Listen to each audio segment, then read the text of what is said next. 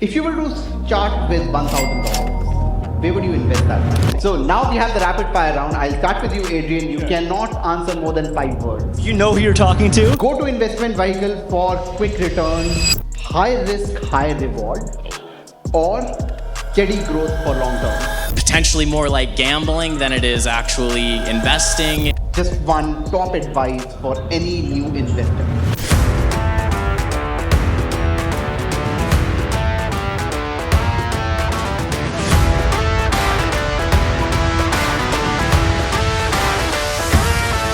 December 9, 2023, we hosted the largest new immigrant networking event in Canada, and we did a panel discussion with really accomplished individuals who have done very well in their respective fields. Tracy Valko, mortgage broker for 27 years, Matthew Shantz, real estate investor for 20 plus years, and my mentor for the last 2 years.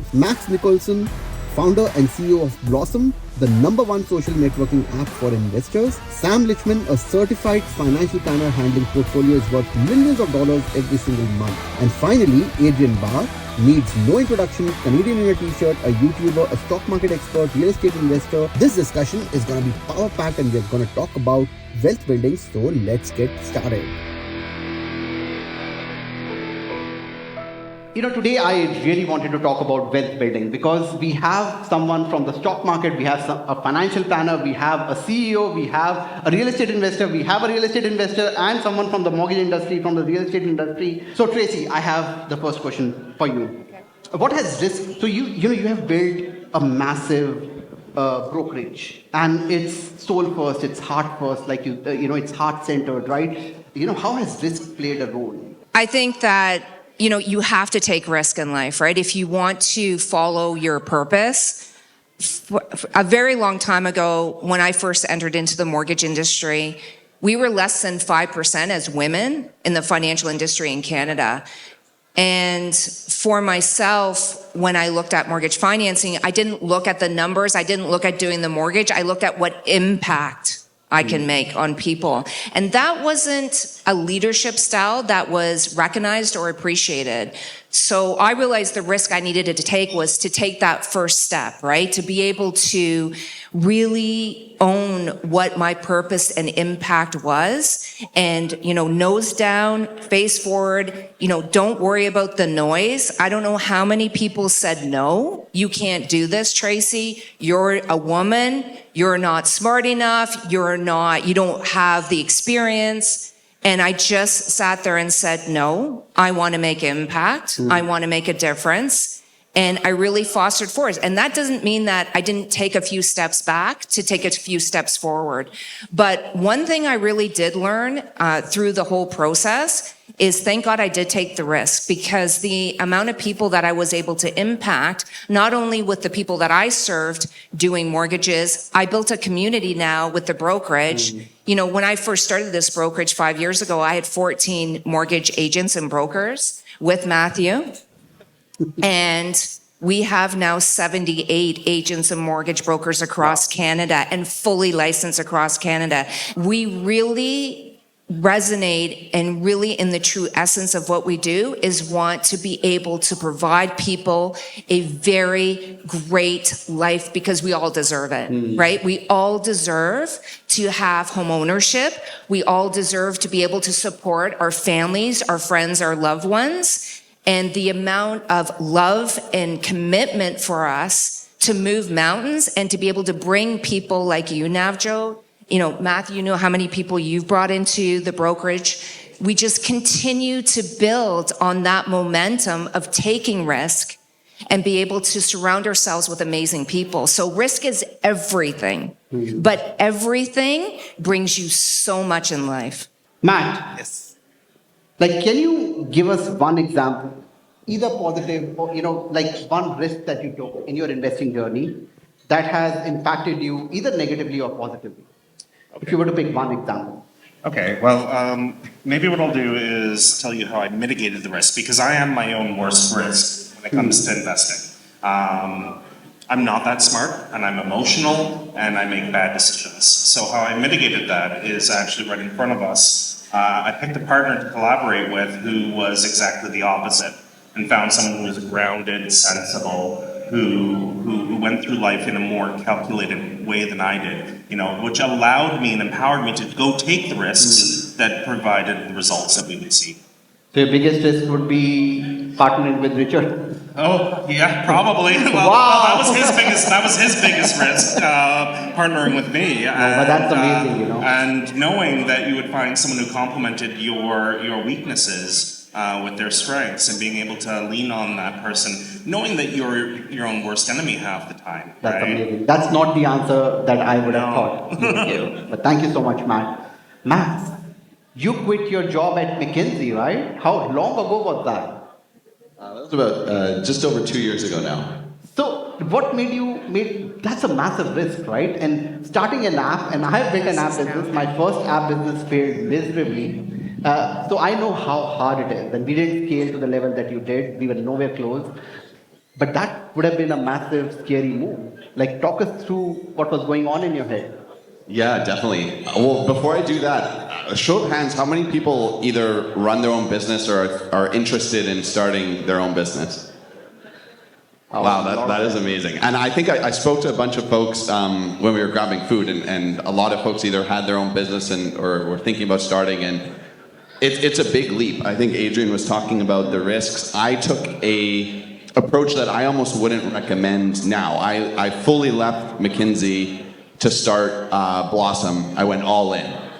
Part of the reason I did that was because McKinsey and consulting is a lot like investment banking, so I was working like 80 weeks. I didn't really have the ability to do it on the weekends or do it after work. It was sort of, I did have to leave, but I was very thoughtful in how I did that. I, for about a year, knew I wanted to leave to start something because I'm very passionate about creating something and building something, which consulting you don't really get to do. You're more advising, you're guiding, which is very rewarding and fulfilling. But for me, my passion has always been about building and creating. So I knew in my mind that I wanted to do that. And I think many of you, sounds like you know you want to do that. You can start planning for that before you even have an idea, before you even take that leap. So for about a year, I was saving to have enough, runway. You talk about runway in a business, but even, personal runway, so that if it took a while to get off the ground, I had that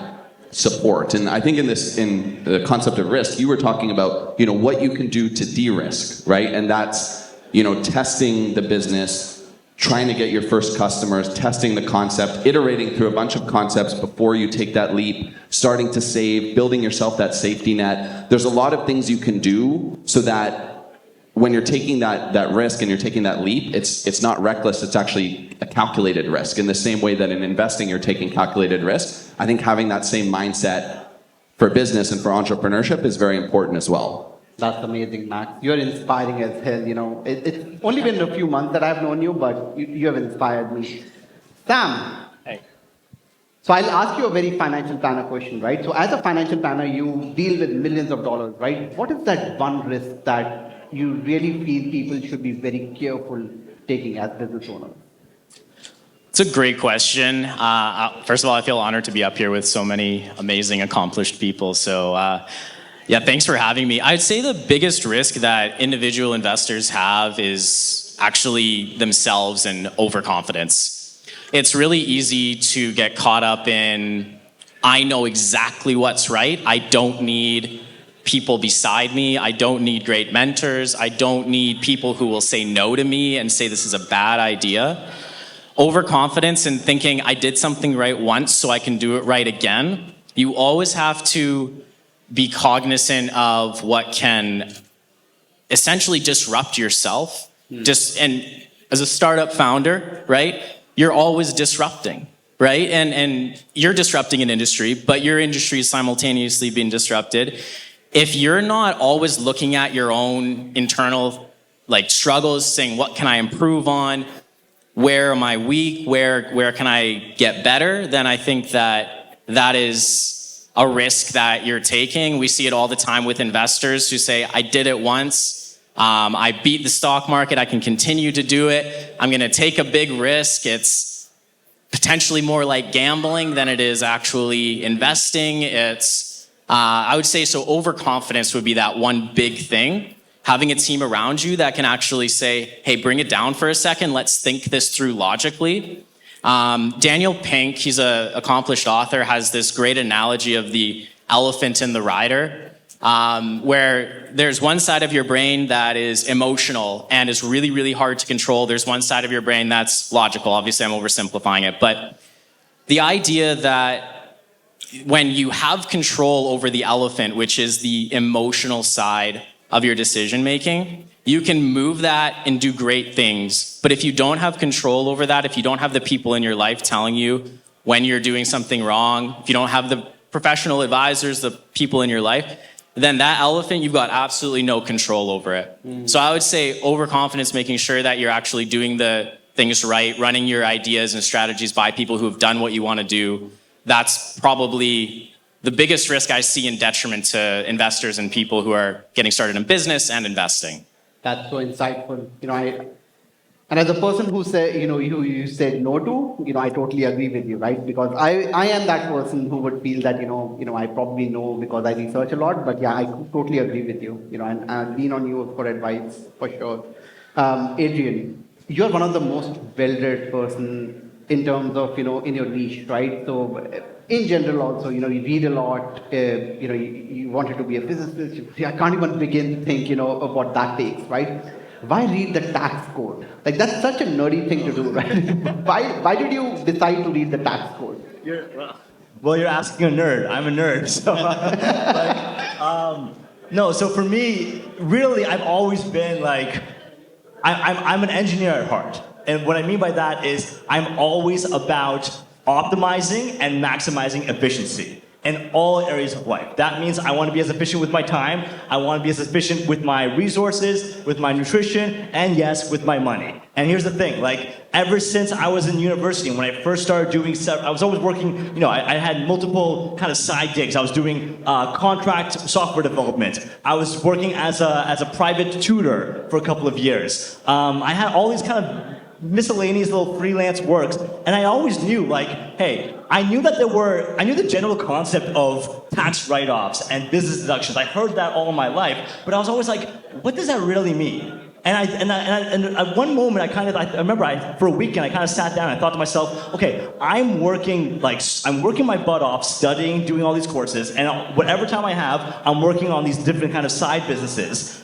I'm working so hard for my money. I want to make sure that my money is working just as hard for me. And a big part of that is I don't want to be throwing money down the drain in excess taxes, even penalties or whatever, if there is a better way out there, right? So I decided, hey, you know what? Instead of just working, finding a new client this weekend, I will just sit down and read through the entire tax code so I understand the rules. And the way I look at it, really, it's kind of like playing a game. Right? If you want to play basketball, you have to know the rules. You have to know, otherwise you'll be traveling all day. You have to know, I can pivot on one foot. I can take 3 steps. I can make a run for the net, right? Once you learn the rules, you can learn how to win within those rules. But if you don't know the rules, you're just playing like blind, kind of like the elephant analogy you said. You have no control. You're just hoping for the best, and then eventually the tax man will catch you. Right? So instead, be proactive, get in front of that, and learn it all. Obviously, taxes are not fun reading, they're not easy reading, but especially compared to how many years, fine, I'll admit, 10 years ago when I was a student, right? There's so many more online resources out there, whether you watch Sam's TikTok videos or Instagram, whether you watch my videos on YouTube, whether you read online blogs, there's so much online resources out there to really understand at least the fundamentals of taxes. If you want that more specialized, advice or that kind of you have a very particular question, then in that case, yeah, you probably have to pay money to speak to an accountant or advisor, what have you. But I would say take advantage of whatever free resources you have right now. There's never been a better time than today to learn about these things. And it really, honestly, you learn about it once, you learn how these rules work once, and then you're set for life. Yes, every year there's going to be slight modifications to taxes, but the fundamental principles, that will last you a lifetime. So I think it's definitely worth it for most people. So now we have the rapid fire round. I'll start with you, Adrian. You cannot answer more than 5 words. That's it. You only have not more than 5 words to answer this. You know who you're talking to? You're putting me a 5-word limit. That's why I gave you 5 words. But some of these are yes or no answer, right? So that's okay. So your forever hold investment. One, if you were to choose one, what would you hold forever? 5 words? Blossom Social. Good answer. That's amazing. All right, so Tracy, just one top advice for any new investor. Seek a mentor. Seek a mentor. 100%. Amazing. Yeah. That makes sense. All right, Yeah. Matt, high risk, high reward, or steady growth for long term? Okay, so you have to balance it, right? I'm a balanced 5 person. words, 5 No. High risk on income, long term on investment. I like that answer. Love it. Matt, I have the same question for you. High risk, high reward, or steady growth for long term? Because I see you go all in on Blossom, right? So that's the reason why I'm asking you. For 5 words, I say depends on personal risk appetite. Such a diplomatic answer, but I'll take that. Sam, go to investment vehicle for quick returns, and quick, I don't mean 6 months or crypto, I mean less than 3 years. You guys are going to hate me. GICs? Oh man. What about 10 years? Okay, we have to have a better answer. 10 years. Starting a business. Okay. Nice. Love it. Tracy, you are one of very few real estate advisors online who is talking about macroeconomics. You just don't say, bond yields go down, this goes down. It's not knee-jerk. I see that there's a lot of thought, there's a lot of research. How important is it when you're starting a business, that knowledge, especially in real estate, how important is it? There are a lot of people here who want to be realtors, who are realtors, or who want to be mortgage agents. There are a lot of people here, you will meet them, after this. So what would you tell them? How important is knowledge and how important is diving deeper into economics? Well, I think it's very important, especially when you're starting a business. Like if you are going into real estate or mortgages, at the beginning, you're not going to have an abundance of volume of clients. This is the perfect time. And like you said, there's so much knowledge online. Like when I first started in the industry, I don't want to age myself because I started when I was 10. Okay. Wow.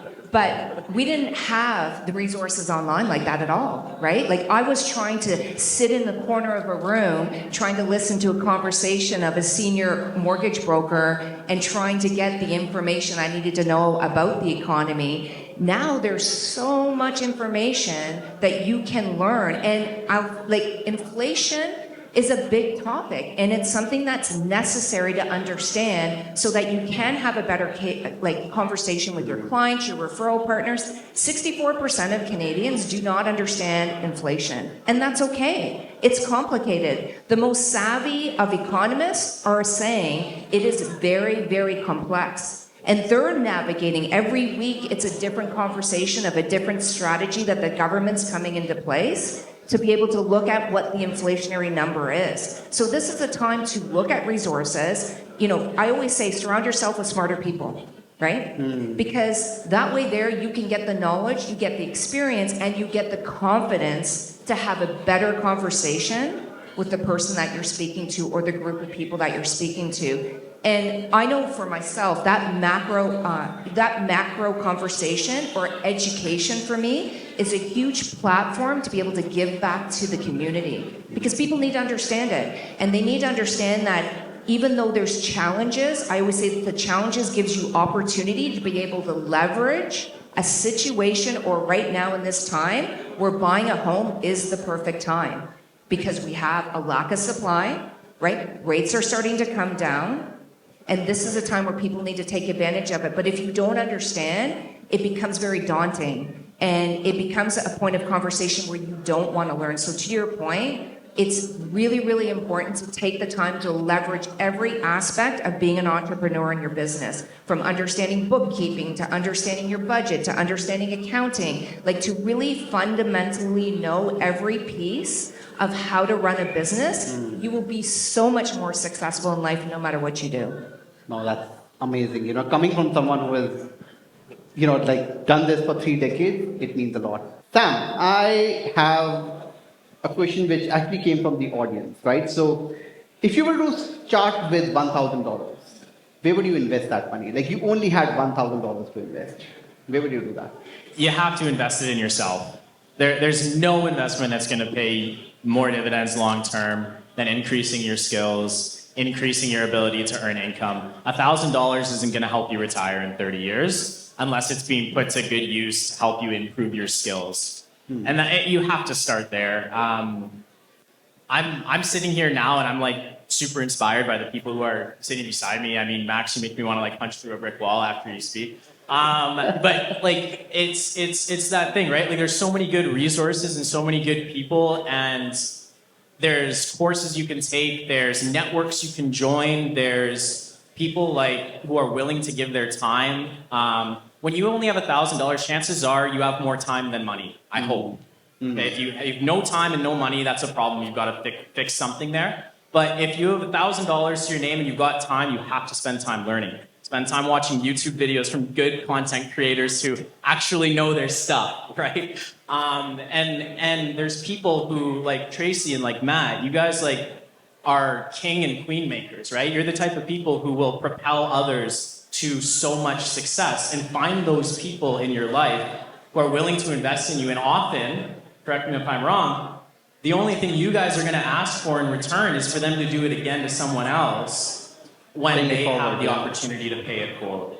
And so when you have more time than money, you have to spend time building your network, buying into skills that can help you increase your income. Amazing. So I got to jump in there. Sam, that was inspiring. I mean, like, yeah.